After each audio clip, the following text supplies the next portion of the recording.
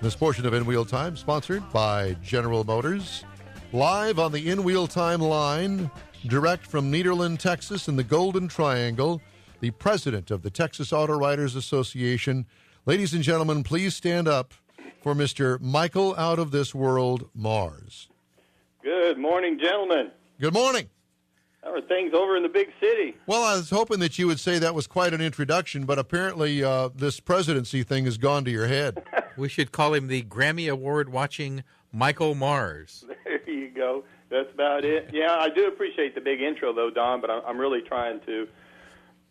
Actually, you caught me with my hand in the refrigerator grabbing a drink while you were... Well, have you started those beers already for your football game? Well, you know, it's Saturday morning. It's been a tough week, dude. Oh, God. He's getting ready for the Mosquito Festival there in Nederland. Is the weather over there in Nederland as bad as it is here? Well, it seems to... I get these calls from Mike saying, hey, you're going to get wet in about an hour, and then we get this flood, you know, the streets flood. And we made the Weather Channel. Yeah, I saw that. Yeah. We didn't get Jim down here. You know, when Jim Cantori shows up, you know you're in trouble. Well, you know, he would be driving a Ford F-150 truck to get through that high water, I'd imagine. Well, he would need it, and he would need the 4x4 version, too. Is that something that you've had recently? Yes, sir. Sure did. I kind of like the transition. Did you notice how easily nice that flowed right in there? Tell us about the F-150. And what model was it, the EcoBoost? Yes, we had the one with the EcoBoost, the 3.5 in it. Wonderful little engine. You know, it's starting to show up in everything, you know, the Explorer, and now it's in this truck.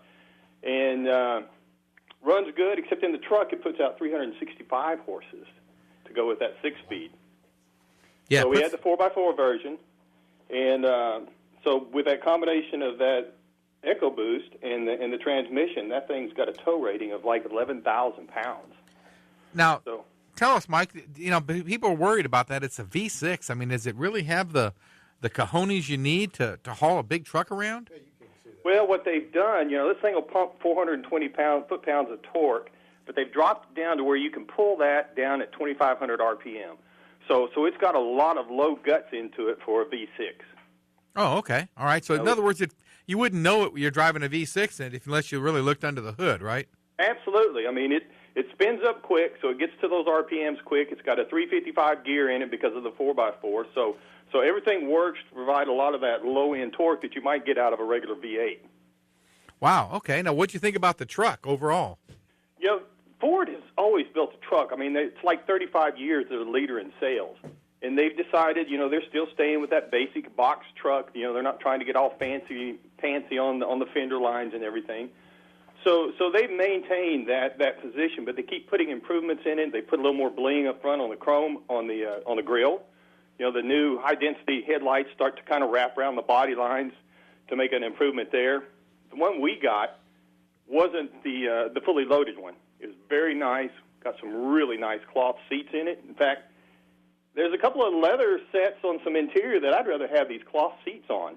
They're just softer, they're smoother, they didn't pick up any stains or didn't seem to get dirty. And they were just very comfortable, very easy to adjust and get used to. Okay, now otherwise it's the number one selling truck or number one selling vehicle in America for what, 30-something years? 35 years. And so they've done really well. It has plenty of power. Does that have any of those cool things like that tailgate step or any of those other goodies that they've added in the last trucks? You know, trucks are so hard to get into nowadays. Well, in the 4x4, you know, they set a little bit higher. They got a little bit taller tires on it. And so this one did come with that optional drop-down step and the pop-up handle that makes getting up in there a lot easier. It also came with the running boards, which, for me, at my height, it's just about mandatory because with the higher side rails that they've now got on the bed so you can get a little more cargo in it, it just makes it that much harder to reach stuff inside the bed. So anything to help get up there makes life a whole lot easier. And we do know you have that short man's complex. Absolutely, you know. That's just one of them. Okay, so we decided it has plenty of power. It still drives like a truck. It's still a great vehicle. Got plenty of room in the bed and everything. Does that have the real flat load floor that they were talking about, you know, inside when you open up the second door? It's a crew cab, right? Yes. It's the big crew cab, and the back seat folds up flat up against the back of the cab and exposes that floor bed there. And, you know, it's one of those areas, it's like 50-something cubic feet. It's not real big, but it's big enough. If you really got into a bind, I could see that being an overnighter. I mean, you could literally put you an air mattress or something in there and sleep in there on the floor on that thing if you really had to. What trim level is this? Do what? What trim level is this? This was an XLT sitting on top of the 4x4. And how much is this thing going for? Well, you can get into a base F-150, just a regular cab, starting around $24,000. But the vehicle that we had, the Super Crew 4x4, starts at $37,000. Our review vehicle had about $8,000 worth of options, so it put it up around $45,000 in the driveway. Yeah. Well, they're kind of, just the XLT, the base model is pretty nice. No, it's really nice. Well, that's what I'm saying. It's got one-touch windows. It's got nice seats. The driver's got electric seats. It's got a gauge package. It doesn't have the big screen in the middle in the center stack, but it's got a nice little screen there. It's got a nice audio system that'll do more than enough going down the road on a regular basis. Yeah. So how many stars you want to give it on a 4 out of 5? Well, I would give this one a 4. I mean, it's a nice truck. It performs well. We hit the interstate out there in no man's land where the minimum speed is 75 nowadays, and it rolls with it just as well as anything that you could get into. Keep on trucking. Absolutely. I think the only problem we had, I think that was a Maserati that blew around us that we were doing already excessively over the speed limit, and this thing come around us. So other than things like that, it'll get out there and run with the big boys. Michael, out of this world Mars, it's always good to talk to you, and thank you for your review this morning. Guys, I appreciate it, and I hope you all have a great day. Well, you do the same. Go Oilers. Go Oilers. That's it. Yeah, go Oilers, yeah.